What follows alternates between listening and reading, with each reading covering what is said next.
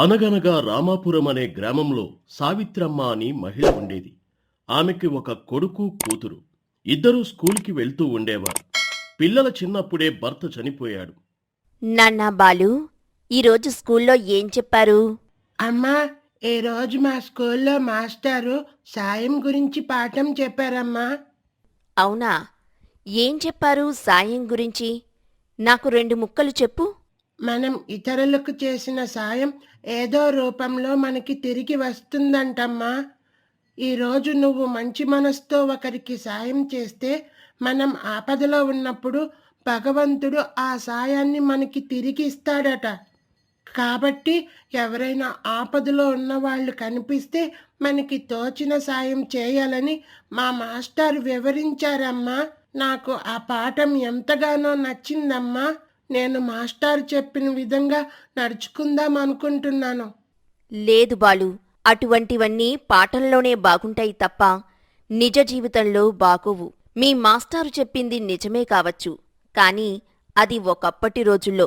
ఈ రోజుల్లో సాయం ఆశించేవాళ్లే గాని తిరిగి చేసేవాళ్లు ఎవ్వరూ ఉండరు.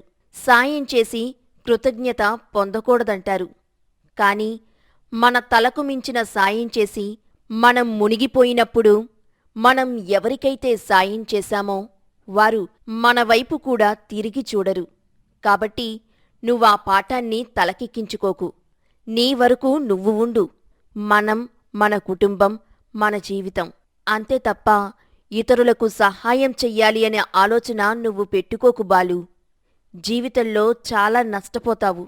అమ్మా, నువ్వు ఎందుకలా మాట్లాడుతున్నావు? అందరూ ఎందుకలా ఉంటారు? ఇప్పుడు నేను నా స్నేహితుడు సాయికి పెన్సిల్ పోయిందంటే నా పెన్సిల్ సహాయం చేశాను. కానీ నేను తిరిగి ఏమీ ఆశించలేదు. ఒకరోజు నేను పరీక్షలో పెన్సిల్ మర్చిపోతే సాయి తన వద్ద ఉన్న పెన్సిల్ని నాకు అందించాడు. అలా ఆ రోజు నేను చేసిన సాయం నేను ఆపదలో ఉన్నప్పుడు తిరిగి వచ్చింది కదా. ఇందులో మోసపోయేది ఏముంటుంది చెప్పు? సాయం చేయడం అనేది ఒక పెద్ద జబ్బు బాలు. అది ఒక్కసారి అలవాటైందంటే మనకున్నా లేకపోయినా ఇతరులకు సాయం చెయ్యాలి అని అనిపిస్తుంది. చివరికి మనకేమీ లేని పరిస్థితికొచ్చేస్తాం. ఎందుకు చెబుతున్నానో విని అర్థం చేసుకో. అమ్మా, అన్నయ్య మంచి పని గురించి చెప్తుంటే నువ్వెందుకలా తిడుతున్నావు? నాకు అర్థం కావటం లేదమ్మా. మీకు అర్థం కావాలంటే నేనిప్పుడు మీకు వివరంగా చెప్పలేను నాన్నా. ఇలా సాయం చేసి చేసి మీ నాన్న ప్రాణాల మీదకు తెచ్చుకొని ఈరోజు మనకు దూరమయ్యారు. మీరు కూడా ఎక్కడ దూరమైపోతారో అని నాకు భయంగా ఉంది నాన్నా. దయచేసి నా మాట విని ఈ సాయాలు చేయటానికి, దానాలు చేయటానికి దూరంగా ఉండండి. అమ్మా, నాన్న ప్రాణాల మీదకు రావడం ఏంటి?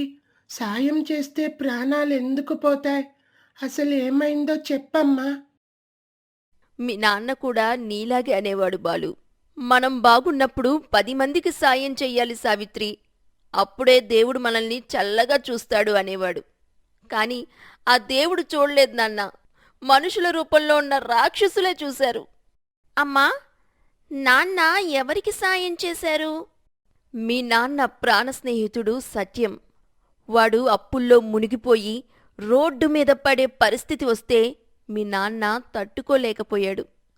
మనకున్న పొలాన్ని అమ్మి ఆఖరికి నేను దాచుకున్న నగలు కూడా తీసుకెళ్లి వాడి చేతిలో పెట్టాడు. నేను వద్దని కాళ్లావేళా పడ్డాను కూడా. మనకు 2 చిన్నపిల్లలున్నారు, అంత సాయం మన స్తోమతకు మించింది అని మొత్తుకున్నాను. కాని మీ నాన్న వినలేదు. వాడు నా స్నేహితుడు సావిత్రి. వాడు బాగుపడితే నా డబ్బు నాకు ఇచ్చేస్తాడు అని నమ్మాడు. మరి ఆ సత్యం అంకుల్ తిరిగి ఇవ్వలేదా అమ్మా? ఇవ్వలేదు సరికదా, మీ నాన్నని అవమానించాడ్రా. మన డబ్బుతో వాడప్పులు తీర్చుకొని వ్యాపారం చేసి కోట్లు సంపాదించాడు. కాని మనకు కష్టం వచ్చి అప్పుల వాళ్ళు ఇంటి ముందు నిలబడి గొడవ పెడితే మీ నాన్న వెళ్ళి వాడిని బ్రతిమలాడాడు. సత్యం, నా పిల్లలు వీధన పడేలా ఉన్నారు, నా డబ్బు నాకు ఇవ్వు అని అడిగితే నీ దగ్గర డబ్బు తీసుకున్నట్టు ఆధారాలేవి, ఇక్కడ్నించి వెళ్ళిపో అని గెంటేశాడ్రా. అంత మోసం చేశాడా అమ్మా? ఆ మోసాన్ని మీ నాన్న తట్టుకోలేకపోయాడ్రా. స్నేహితుడు వెన్నుపోటు పొడిచాడన్న బాధతో అప్పుల వాళ్ళకి సమాధానం చెప్పలేక ఆత్మహత్య చేసుకున్నాడు. వాడు మేడలు కట్టుకొని కులుకుతుంటే నేను మిమ్మల్ని చెంకన వేసుకుని కూలిపని చేస్తూ పెంచాన్రా. అందుకే చెబుతున్నాను, ఈ ప్రపంచం చాలా క్రూరమైనది బాలు. ఇక్కడ సాయం పొందే వరకు కాళ్ళు పట్టుకుంటారు, పనయ్యాక కళ్ళు పొడుస్తారు. నువ్వెవరికీ ఏమీ చెయ్యొద్దు. మన పని మనది, మన బ్రతుకు మనది. సావిత్రమ్మ లోపలికి వెళ్ళిపోతుంది. కాని బాలు మనసులో తల్లి చెప్పిన మాటలు ఒకవైపు, తండ్రి చిన్నప్పుడు చెప్పిన మాటలు మరోవైపు మెదులుతుంటాయి. అమ్మా, నీ బాధ నాకు అర్థమవుతుంది. కానీ నాన్న ఆ రోజు ఆత్మహత్య చేసుకున్నది సాయం చేసినందుకు కాదు, సాయం పొందినవాడు కృతజ్ఞత లేనివాడు అయినందుకు. నాన్న ఎప్పుడూ అనేవారు, బాలు, సాయం చేసేటప్పుడు మనం మునిగిపోకూడదు, కానీ మన దగ్గర ఉన్నదానిలో ఎదుటివాడి ఆకలి తీర్చడం మనిషి ధర్మం అని. అన్నయ్య, అమ్మ చెప్పింది విన్నావు కదా, ఇకపై జాగ్రత్తగా ఉండు. జాగ్రత్తగా ఉండాలి సిరి, కానీ రాతి గుండెలా ఉండకూడదు. నాన్న చేసిన సాయం ఆ సత్యం దగ్గర ఆగిపోయి ఉండొచ్చు, కానీ ఎక్కడో ఒక చోట అది మళ్ళీ మనకి తిరిగి వస్తుందని నా నమ్మకం. సాయం చేయడం అనేది నాన్న నాకు ఇచ్చిన ఆస్తి, దాన్ని నేను వదులుకోలేను. కొద్ది రోజుల తర్వాత బాలుడికి ఒక వృద్ధుడు ఆకలితో కనిపిస్తాడు. బాబూ, కాస్త అన్నం పెట్టించయ్యా. భోజనం చేసి 3 రోజులవుతుంది. కడుపు ఆకలితో మండిపోతుంది. తినకపోతే చచ్చిపోయేలా ఉన్నాను బాబు. దయచేసి ఒక ముద్ద అన్నం పెట్టించమ్మా. అయ్యో, ఇంత వయసులో ఇలా ఆకలితో అలమటిస్తున్నారా? ఇవి మా అమ్మ సరుకుల కోసం ఇచ్చింది, కానీ ఈయన ప్రాణం ముఖ్యం. అమ్మ తిట్టినా పర్లేదు, నాన్న చెప్పినట్లు ఒకరి ఆకలి తీర్చడమే నిజమైన దైవ కార్యం.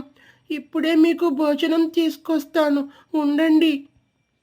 బాబు, నా ప్రాణం కాపాడావు. ఈ కాలంలో కూడా ఇంత మంచి మనసున్న వాళ్ళు ఉన్నారా? నీకు ఆ భగవంతుడు అంతా మంచే చేస్తాడు నాయనా.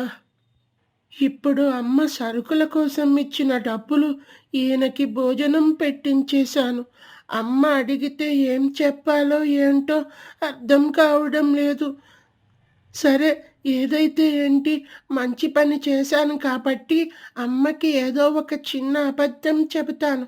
మళ్ళీ సాయం చేశానంటే అమ్మ కోప్పడుతుంది నన్ను. బాలు, ఖాళీ చేతులతో వచ్చావేంట్రా? సరుకులు పట్రమని డబ్బులిచ్చానుగా, సరుకులేవి? అమ్మ, వెళ్ళే దారిలో ఆ డబ్బులు ఎక్కడో పడిపోయాయి అమ్మా. ఎంత వెతికినా నాకు అవి కనిపించలేదు. నన్ను క్షమించమ్మా. ఇంత అజాగ్రత్తగా ఉంటే ఎలా బాలు? ఆ డబ్బులతో నువ్వు సరుకులు తెస్తావేమో, ఇంట్లో వంట చెయ్యాలి అనుకున్నాను. అసలే మనం పేదరికంతో బాధపడుతున్నాము. ఇలాంటి సమయంలో డబ్బులు పడేస్తే ఎలా చెప్పు? సరేలే, నేనేదోటి వండుతాను, వెళ్ళి చదువుకో.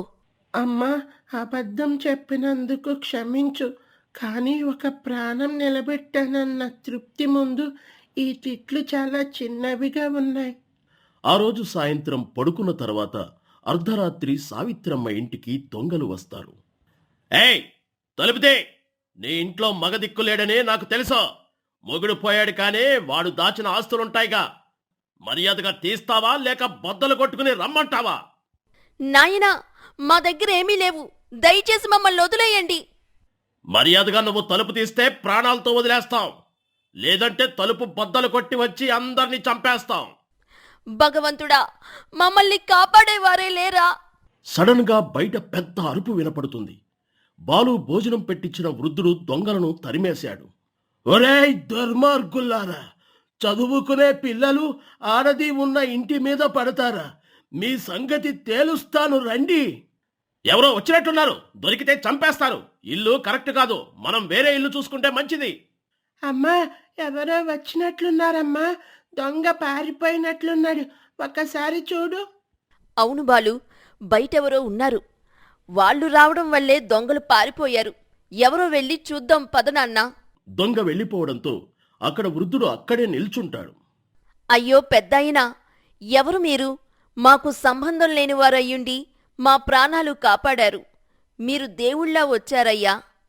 నేనెవరో మీకు అనవసరమమ్మా. ఈ వీధిలో వెళుతుంటే దొంగలు కనిపించారు.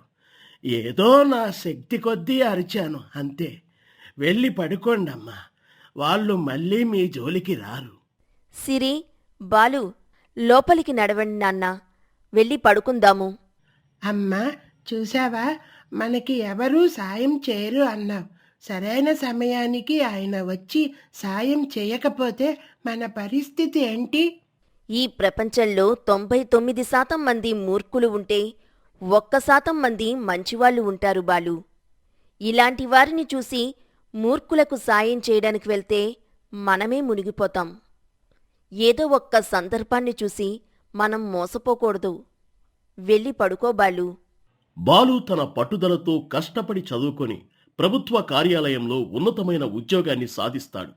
అమ్మా అమ్మా చూడు, నేను సాధించాను. నాకు ప్రభుత్వ ఆఫీసులో ఉద్యోగం వచ్చిందమ్మా. ఇదిగో నా అపాయింట్మెంట్ లెటర్. ఏంటి బాలు, నువ్వు చెప్పేది నిజమేనా? నమ్మలేకపోతున్నాను. ప్రభుత్వ ఉద్యోగం సంపాదించావా? ఇన్నాళ్ళు నేను పడిన కష్టానికి ప్రతిఫలం అందించావు బాబూ. అమ్మా, ఎందుకు ఏడుస్తున్నావు? ఈరోజు నువ్వు చాలా సంతోషంగా గర్వపడాల్సిన రోజమ్మా. ఏడుపు కాదురా నాన్న, ఇది గర్వం. మీ నాన్న మరణం తరువాత లోకం నన్ను వెక్కిరించింది. 2 పసిపిల్లల్ని వేసుకొని ఈ ఆడది ఏం చేస్తుందిలే అని హేళన చేశారు. రెక్కలు ముక్కలు చేసుకొని పొలాల్లో కూలిపని చేసి మిమ్మల్ని చదివించాను. ఆకలితో కడుపు మార్చుకున్న రోజులు ఉన్నాయి నాన్న. ఒక్క పూట అన్నం పెట్టి మిమ్మల్ని స్కూలుకి పంపిన రోజులు ఉన్నాయి. ఈరోజు ఆ కష్టాలన్నిటికీ ఫలితం దక్కిందిరా నాన్న. ఇవాళ్టితో మన కష్టాలన్నీ తీరిపోతాయి బాలు. అమ్మా, నా కోసం నువ్వు పడ్డ కష్టం నాకు తెలుసు. నీ కళ్ళల్లో ఎప్పుడూ భయం చూశాను, కానీ ఇకపై ధైర్యాన్ని చూస్తాను. ఇన్నాళ్ళు ఈ ఇంటికి నువ్వు తండ్రివయ్యావు, తల్లివయ్యావు. ఇక ఆ బాధ్యత నాది. నీకు ఏ లోటు రాకుండా చూసుకుంటానమ్మా. చెల్లి చదువు, తన పెళ్ళి అన్నీ నా భుజాల మీద వేసుకుంటాను. నువ్వు ప్రశాంతంగా విశ్రాంతి తీసుకో అమ్మా. అమ్మా, అన్నయ్య పెద్ద ఉద్యోగం చేస్తున్నాడు. ఇక మనకు భయం ఎందుకు? అన్నయ్య, నాకు మంచి బట్టలు కొనిపెడతావు కదూ? తప్పకుండా సిరి, నీకు ఏది కావాలన్నా ఈ అన్నయ్య ఉన్నాడు. నాయనా బాలు, ఒక్క నిమిషం నా మాట విను. నువ్వు ప్రభుత్వ ఆఫీసుకు వెళ్తున్నావు. ఆ కుర్చీలో కూర్చున్నప్పుడు నీ దగ్గరికి ఎంతోమంది వస్తారు. ఆకలితో ఉన్నవాళ్లు, అన్యాయం జరిగిన వాళ్ళు, పేదవాళ్లు కన్నీళ్లతో నీ దగ్గరకు వస్తారు. నీ కుర్చీ దగ్గరికి వచ్చే ప్రతి పేదవానిలో నీ తండ్రిని చూసుకో. న్యాయం వైపు నిలబడు, ధర్మం వైపే నడుచుకో. ఎక్కడా కూడా ₹1 కూడా లంచం ఆశించకు నాన్నా. పాపపు సొమ్ము మనకు వద్దు. అది ఈరోజు తీయగా ఉండొచ్చు, కానీ రేపు అదే మన పిల్లలకు విషమై మారుతుంది. కష్టపడి సంపాదించిన ₹1 అయినా సరే అది మన తలరాతను మారుస్తుంది. నీతిగా బ్రతకడం కష్టం కావచ్చుగాని అదే మన నిజమైన గౌరవం. నీ పేరు వింటే నీతివంతుడు అని 10 మంది చెప్పుకోవాలి నాన్నా. అదే నువ్వు నాకిచ్చే నిజమైన కానుక. అమ్మా, నీ మాటలు నా గుండెల్లో భద్రంగా ఉంటాయి. నాన్న ఆశయాలను, నీ సంస్కారాన్ని ఎక్కడా వదులుకోను. లంచం అనే మాటే నా జీవితంలో ఉండదు. ధర్మబద్ధంగా పనిచేస్తానమ్మా. చల్లగా ఉండు నాయనా. మీ నాన్న ఆశీస్సులు నీకు ఎల్లప్పుడూ ఉంటాయి. కానీ బాలు, ఒక్క విషయం గుర్తుపెట్టుకో. ఈ అమ్మ పదే పదే చెబుతుంది అని మాత్రం అనుకోకు. ఉద్యోగం చేసే చోట నాగుపాములాగా కాటు వేసేవారు సిద్ధంగా ఉంటారు. ఎవరినీ గుడ్డిగా నమ్మకు. సాయమనే పదానికి దూరంగా ఉండు. నీ వృత్తిధర్మం పాటించి ఎంతమందికి ఉపకారం చేస్తావో చెయ్యి, కాని నువ్వు వ్యక్తిగతంగా సాయాల జోలికి వెళ్ళకు. డబ్బులున్న మనిషి చుట్టూ బెల్లం కోసం ముగిన చీమల్లాగా జనం వెంటపడుతూ ఉంటారు. కళ్ళబొల్లి కబుర్లు చెప్పి సాయాలు అడగటానికి వస్తూ ఉంటారు. నువ్వు వాటికి లొంగిపోయి మోసపోకు నాన్నా. మీ నాన్నగారు చేసిన తప్పు వల్ల మనం ఇప్పటి వరకు చాలా ఇబ్బందులు పడుతూ వచ్చాం. నువ్వు అదే తప్పు చెయ్యకు. భగవంతుడు మనకి ఒక అవకాశం కల్పించాడు. మనవైపు తన దీవెనలు పంపించాడు. కాబట్టి జాగ్రత్తగా ఉండు బాలు. సరే అమ్మా, నువ్వు చెప్పినట్టే వింటాను. నువ్వు ఇంతలా చెబుతున్నావంటే నువ్వు మనసులో ఎంత బాధపడి ఉంటావో నేను అర్థం చేసుకోగలను. ఖచ్చితంగా త్వరలోనే నువ్వు పడుతున్న బాధకి విముక్తి లభిస్తుంది. భగవంతుడు మనల్ని ఆశీర్వదించినట్లే మనల్ని మోసం చేసిన వారిని కూడా తగిన శిక్ష విధించే రోజు త్వరలోనే వస్తుంది. ఆ రోజు నీలో మార్పు ఖచ్చితంగా వస్తుంది. అప్పటి వరకు నేను ఎదురు చూస్తూనే ఉంటానమ్మా. నేను కూడా ఆ రోజు కోసమే ఎదురుచూస్తున్నాను నాన్నా. నాలో మార్పు రావాలని కాదు, మీ నాన్నని మోసం చేసిన వాళ్ళకి బుద్ధి రావాలని. అమ్మా, నాకు ఉద్యోగం పక్క ఊరిలోకి వచ్చింది కాబట్టి ప్రభుత్వం అక్కడ నాకు క్వార్టర్స్ ఇస్తుంది. నేను అక్కడే ఉండాల్సి వస్తుంది. మరి అన్నయ్య, నువ్వేమీ కంగారు పడకు. అమ్మని జాగ్రత్తగా నేను చూసుకుంటానులే. నువ్వు ప్రతివారం వచ్చి వెళ్తూ ఉండు. అవును బాలు, నీ ధ్యాసంతా ఉద్యోగం మీద పెట్టు. మా గురించి పెద్దగా ఆలోచించకు. ఏ విషయమైనా సరే నీకు ఫోన్ చేసి చెప్తాము. ప్రతిరోజు మనం ఫోన్లో మాట్లాడుకుందాం. కొత్త కాబట్టి కాస్త బెంగగా ఉంటుంది, కానీ అలవాటైపోతుందిలే. మధ్య మధ్యలో నేను నీ దగ్గరకు వచ్చి వెళ్తుంటానులే నాన్నా. సరే అమ్మా, నేను ఎక్కడున్నా సరే మీరిద్దరూ నాకు ఎల్లప్పుడూ గుర్తొస్తూనే ఉంటారు. నీ మాటలు నాకు ఎప్పుడూ వినిపిస్తూనే ఉంటాయి. సిరి, నువ్వు చాలా జాగ్రత్తగా చదువుకోవాలి. అమ్మను జాగ్రత్తగా చూసుకో. ఏ అవసరం వచ్చినా సరే నాకు వెంటనే ఫోన్ చేయండి. సరే అన్నయ్య. అలా బాలు ఉద్యోగం చేసేందుకు పక్క ఊరికి వెళ్ళిపో. అందరూ ఒక్క నిమిషం నా మాట వినండి. బయట చాలా మంది వేచి చూస్తున్నారు. వారిలో ఎక్కువ మంది మండుటెండలో దూరం నుండి వచ్చిన పేదవాళ్లు. వాళ్లకు ఫైళ్ల గురించి తెలియదు, చట్టాల గురించి తెలియదు. వాళ్లకు తెలిసిందల్లా వాళ్ల కష్టం తీరుతుందని మన దగ్గరికి రావడం మాత్రమే. సార్, వీళ్ళందరికీ ఒక్కరోజే పని అవ్వాలంటే కష్టం సార్. రేపు రమ్మని చెబుతున్నాం. రేపు రమ్మని చెప్పడం మనకి ఒక్క నిమిషం పని కావచ్చు. కానీ వాళ్ళు మళ్లీ రేపు రావడానికి ఒకరోజు కూలీని వదులుకోవాలి. బస్సు ఛార్జీల కోసం అప్పు చేయాలి. ఆఫీస్ అంటే కేవలం కుర్చీలు టేబుళ్లు కాదు, అది సామాన్యుడి నమ్మకం. మరి ఏం చేయమంటారు సార్? నేను చెప్పింది ఒకటే, పేదవారికి మొదట ప్రాధాన్యత ఇవ్వండి. ఎవరైనా ముసలివాళ్లు లేదా చదువు రాని వాళ్ళు వస్తే వాళ్లను పక్కన కూర్చోపెట్టి గౌరవంగా పలకరించి వాళ్ల సమస్య ఏంటో అడిగి తెలుసుకోండి. మన దగ్గరికి వచ్చిన ప్రతి వ్యక్తి ఇక్కడ నుండి వెళ్లేటప్పుడు ముఖంలో అసంతృప్తితో కాదు, నా పని అయ్యింది అనే నమ్మకంతో వెళ్ళాలి. మీరు చెప్పింది నిజమే సార్. చాలా మంది ఆఫీసుల చుట్టూ తిరిగి విసిగిపోయి ఉంటారు. అవును, మనం ఇక్కడ కూర్చున్నది వాళ్ళకి సాయం చేయడానికే. మనం తీసుకున్న జీతం వాళ్ళు కట్టే పన్నుల నుండి వస్తుంది. కాబట్టి వాళ్లకు సేవ చేయడం మన బాధ్యత. ప్రతి ఫైలు వెనక ఒక మనిషి జీవితం ఉంటుందని గుర్తుంచుకోండి. లంచం అనే ఆలోచన కూడా ఎవరికీ రాకూడదు. ఎవరైనా ఇబ్బంది పెడుతున్నారని నాకు తెలిస్తే నేను సహించను.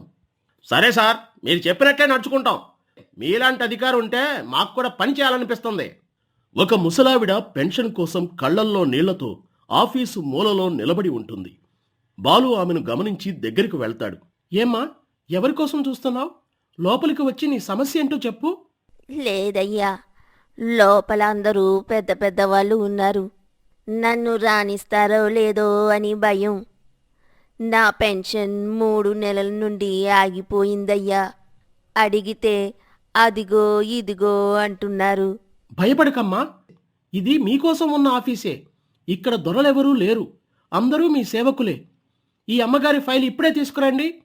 5 నిమిషాల్లో సంతకం అయిపోవాలి. చల్లగా ఉండు నాయనా. నీలాంటి వారు ఒక్కరున్నా మాలాంటి పేదవాళ్లకు కొండంత అండ. లేదమ్మా, నువ్వు నా తల్లి లాంటి దానివి. నీలాంటి వారికి పనిచేయడం నా బాధ్యత. మీ ఆశీస్సులే నాకు కొండంత అండ. ఎప్పుడు ఏ పని ఉన్నా సరే నేరుగా నా దగ్గరికి రండి, క్షణాల్లో చేసి పెడతాను. సార్, నేను ఈ ఆఫీసులో చేరి 3 సంవత్సరాలు అవుతుంది. ఇప్పటి వరకు ఇలా ఒక్కరు కూడా దీవించి వెళ్ళలేదు సార్. మీరు వచ్చిన నెల రోజులు గడవకుండానే మన ఆఫీస్కి కొత్త రూపు వచ్చింది. ప్రజలందరూ సంతోషంతో తిరిగి వెళ్తున్నారు. మీలాంటి ఒక్క ఆఫీసర్ ఉంటే చాలు సార్. అందరూ చాలా సంతోషంగా ఉంటారు. కొద్ది రోజుల తర్వాత బాలు ఆఫీస్కి సత్యం ఖరీదైన బట్టలు వేసుకుని చేతిలో ఫైల్ పట్టుకుని కంగారుగా క్యాబిన్లోకి వస్తాడు. నమస్కారం సార్, నా పేరు సత్యం, కాంట్రాక్టర్ని. ఆ బ్రిడ్జి నిర్మాణం తాలూకు ఫైల్ మీ దగ్గరకు వచ్చింది సార్. కొంచెం చూసి సంతకం పెట్టారంటే మా పని ముందుకు సాగుతుంది. సత్యం గారు, మీరు కట్టిన ఆ కట్టడంలో ఎక్కడా క్వాలిటీ లేదు. వాడిన మెటీరియల్ అంతా తక్కువ రకం. ఇలాంటి నిర్మాణానికి నేను అనుమతి ఇస్తే రేపా బ్రిడ్జి కూలిపోయి ఎంతోమంది ప్రాణాలు పోతాయి. నేను ఈ ఫైల్ మీద సంతకం చేయలేను. సార్ అలా అనకండి, నా ఆస్తి అంతా ఈ ప్రాజెక్ట్లోనే పెట్టేశాను. ఇప్పుడు మీరు సంతకం పెట్టకపోతే నేను రోడ్డును పడిపోతాను. సార్ ప్లీజ్, మీరెంత అడిగితే అంత ఇస్తాను. సత్యం గారు, మీరు నన్ను తప్పుగా అర్థం చేసుకున్నారు. నేను ఆశపడేది డబ్బుకి కాదు, ధర్మానికి. మీరు వెళ్ళొచ్చు. సార్ ఒక్క నిమిషం, నేను కూడా మీ రామాపురం ఊరివాడినే సార్. మీ నాన్న శివయ్య నాకు ప్రాణ స్నేహితుడు. మనం ఒకే ఊరి వాళ్ళం అన్న అభిమానంతో అయినా సాయం చేయండి సార్. అవునా? రామాపురం శివయ్య మీకు గుర్తున్నారా సత్యం గారు? ఆయనే కదా మీకు ఆనాడు ప్రాణ స్నేహితుడు? అవును సార్, పాపం ఆయన అప్పుల బాధతో చనిపోయారు. అప్పుల బాధతో చనిపోలేదు సత్యం గారు. నమ్మిన స్నేహితుడు వెన్నుపోటు పొడిచాడన్న బాధతో చనిపోయారు. మీ కష్టాల్లో తన పొలాన్ని, తన భార్య నగల్ని అమ్మి మీకు సాయం చేస్తే మీరు కోట్లు సంపాదించి ఆయన్ని రోడ్డు మీదకి నెట్టారు. ఆయన అడిగితే ఆధారాలు ఏవి అని గెంటేశారు. గుర్తుందా?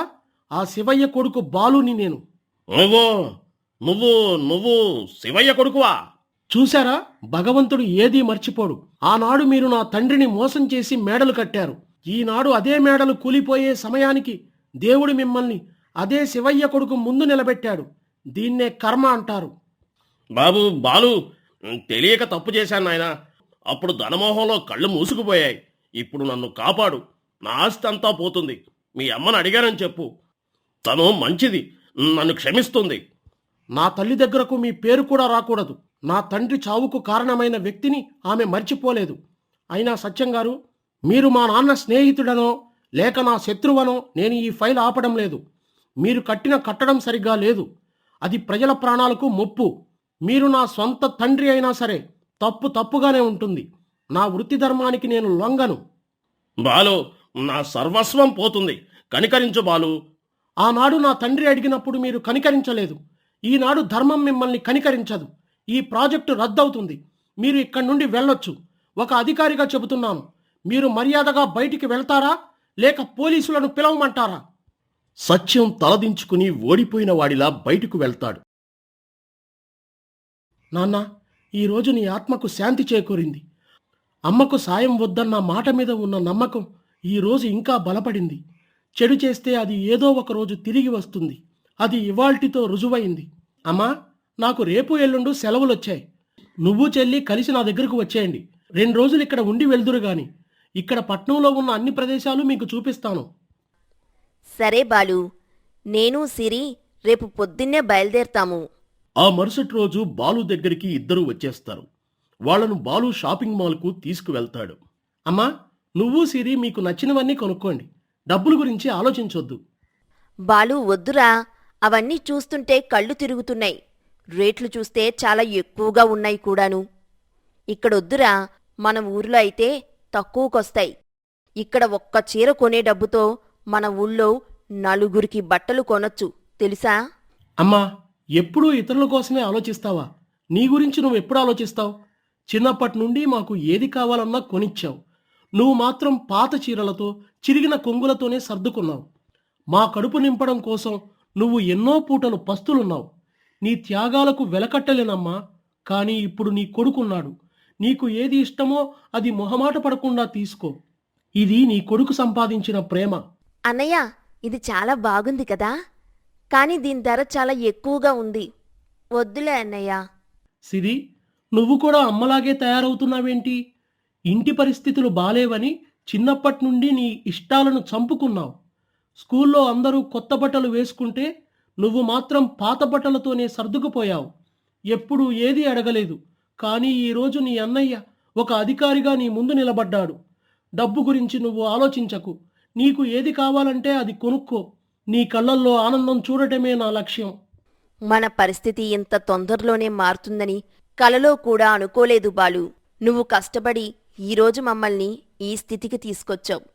నీకేది నచ్చితే మాకు అదే కొనివ్వరా? అమ్మా, నాన్న ఎప్పుడు చెప్పేవారు, మనం కష్టపడి 10 మందికి పనికి రావాలి, మన సంపాదన మన వాళ్ళను సంతోషపెట్టాలి అని. ఇన్నాళ్ళు నువ్వు పడ్డ కష్టానికి, నాన్న చేసిన త్యాగానికి ప్రతిఫలం ఈరోజు దక్కిందనుకో. థ్యాంక్ యూ అన్నయ్య. నువ్వు ప్రపంచంలోనే బెస్ట్ అన్నయ్యవి. పదండి, ముందు మీకు నచ్చిన చీరలు డ్రెస్సులు తీసుకుందాం. ఆ తర్వాత మీకు ఇష్టమైన హోటల్కి వెళ్ళి భోజనం చేద్దాం. ఏవండి, పైనుంచి చూస్తున్నారా మన కొడుకు మనల్ని ఎంత గౌరవంగా చూసుకుంటున్నాడో? మీరు లేని లోటును వాడు తన ప్రేమతో భర్తీ చేస్తున్నాడండి. ఇంతకంటే ఏం కావాలి? మీ దీవెనలే వాడిని ఇంత వాడిని చేశాయి. అలా 2 రోజులు చాలా సంతోషంగా కొడుకు దగ్గర గడిపి సావిత్రమ్మ, సిరి ఇంటికి వెళ్ళడానికి సిద్ధమై బస్టాండ్కి వెళ్లారు. ఒరే బాలు, సంక్రాంతి పండుగ వస్తుంది కదరా, సెలవు పెట్టి ముందుగానే ఇంటికి వచ్చేయి. మనం చిన్నప్పుడు మీ నాన్నగారు ఉన్నప్పుడు ఎంత సందడిగా జరుపుకునేవాళ్లమో ఈసారి అలాగే చేసుకుందాం. అలాగే అమ్మా, ఖచ్చితంగా వస్తాను. మీరిద్దరూ జాగ్రత్తగా వెళ్ళండి.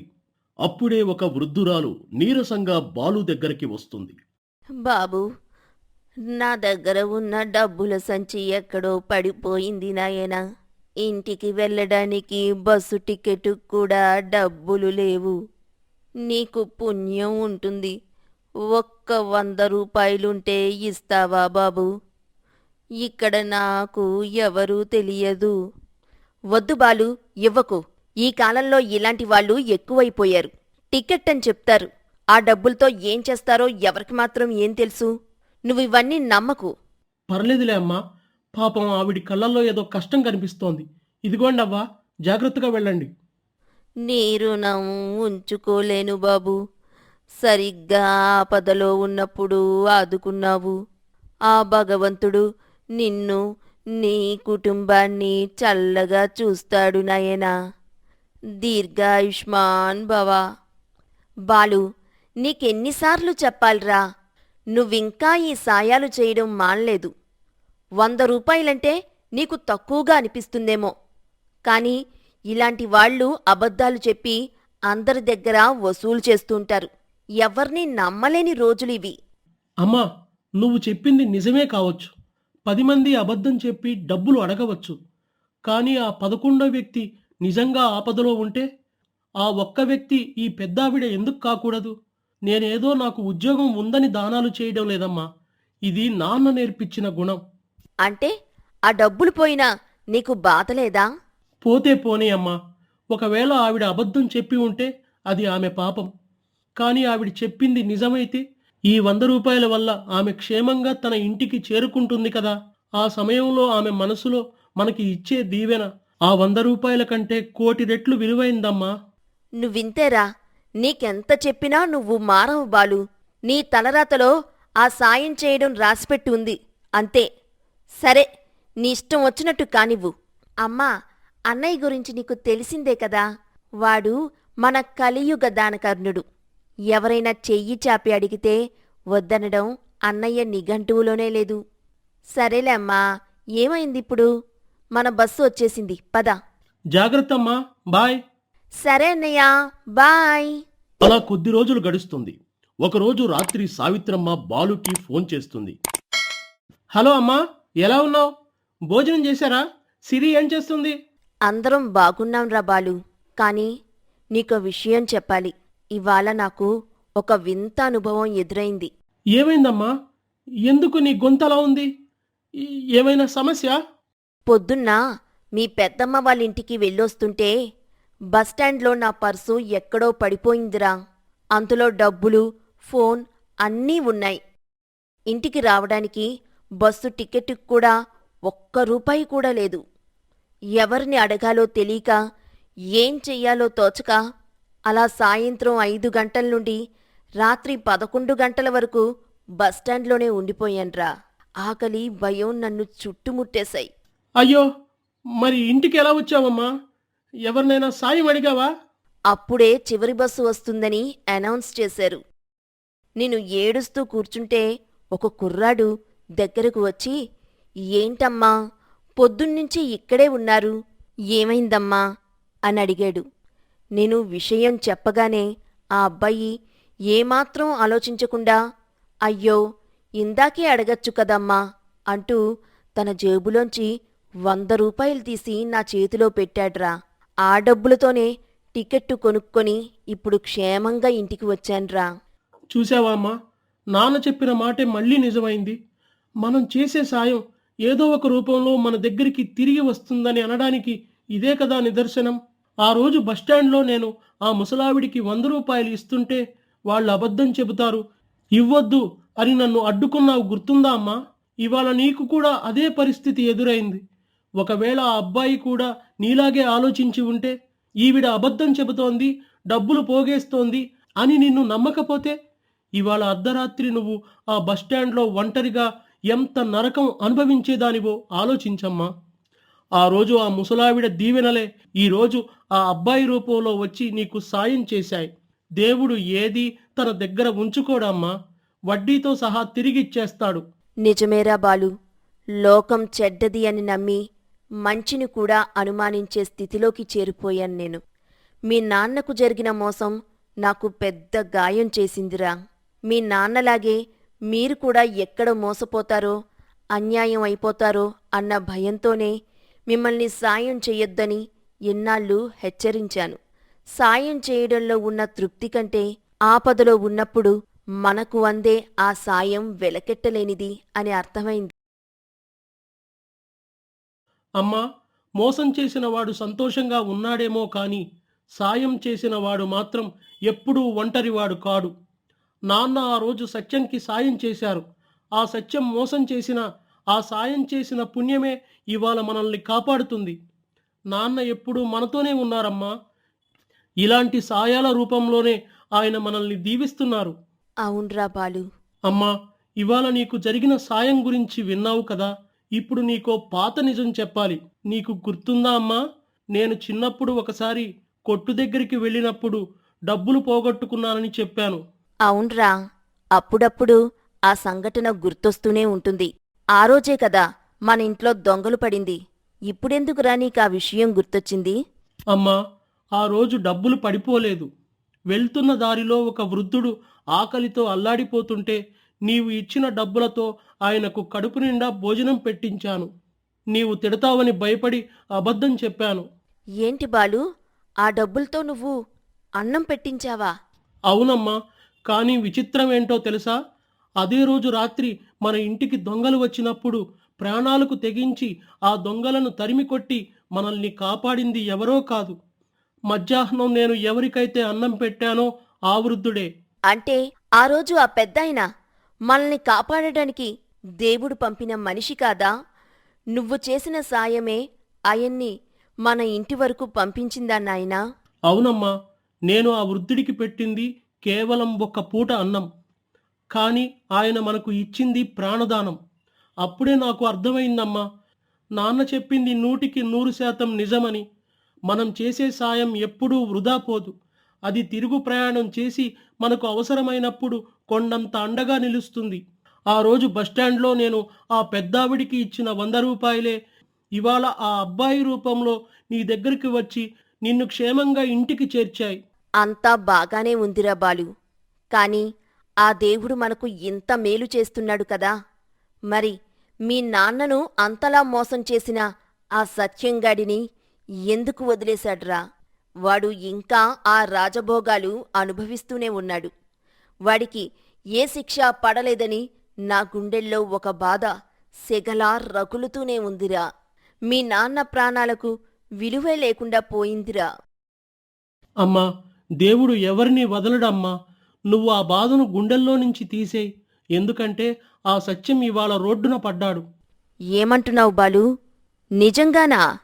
అవునమ్మా, వాడు సంపాదించిన పాపపు సొమ్మంతా ఒక కాంట్రాక్ట్లో పెట్టాడు. కానీ అందులో నాణ్యత లేదని ఆ ఫైల్ నా దగ్గరకు వచ్చింది. వాడు నా ఆఫీస్కు వచ్చి నా కాళ్ల మీద పడి బ్రతిమాలాడమ్మా, నన్ను కాపాడు బాలు, నేను మీ ఊరి వాడినే, మీ నాన్న స్నేహితుణ్ణే అని వేడుకున్నాడు. ఏమంటున్నావు బాలు? నిజంగానా? వాడికెంత ధైర్యం ఉంటే మళ్ళీ నీ దగ్గరికే వస్తాడ్రా?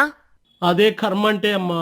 ఆనాడు నాన్నను రోడ్డున పడేసిన వాడే ఈనాడు నా కాళ్ల దగ్గర నిలబడి భిక్ష అడిగాడు. కానీ నేను లొంగలేదమ్మా. వాడు కట్టిన తప్పుడు కట్టడాలకు నేను సంతకం పెట్టలేదు. ఆ దెబ్బతో వాడు ఉన్న ఆస్తంతా పోగొట్టుకుని అప్పుల పాలై ఊరు వదిలి పారిపోయాడు. నాన్న చావుకి కారణమైన వాడికి నాన్న కొడుకు చేతిలోనే శిక్ష పడేలా చేశాడు ఆ భగవంతుడు. దేవుడు ఉన్నాడురా, ఉన్నాడు. ఇన్నాళ్లకు నా కడుపు చల్లబడింది బాలు. మీ నాన్న ఆత్మకు ఈరోజు అసలైన శాంతి చేకూరింది. ఎవడైతే మనల్ని వీధిన పడేశాడో వాడే నీ కాళ్ళ దగ్గరకు వచ్చి పడ్డాడు చూడు, అది అసలైన శాస్తి. అవునమ్మా, చేసిన సాయం ఎలా తిరిగి వస్తుందో చేసిన మోసం కూడా అలాగే వెంటాడి మరీ చంపేస్తుంది. ఎవరూ తప్పించుకోలేరు. బాలు, ఇప్పుడు ఒప్పుకుంటున్నాన్రా. మీ నాన్న చెప్పింది, నువ్వు చెప్పింది అక్షర సత్యం. లోకంలో మోసం చేసేవాళ్లుంటారు, కాని వాళ్లను చూసి మనం మంచిని వదులుకోకూడదు. కర్మఫలం ఎవరినీ వదిలిపెట్టదు. ఇన్నాళ్ళు నిన్ను సాయం చెయ్యొద్దు అని అడ్డుకున్నాను కదా, నన్ను క్షమించు నాయనా.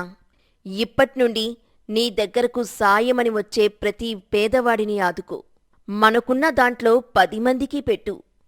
మంచి అనేది ఎప్పటికీ ఓడిపోదురా.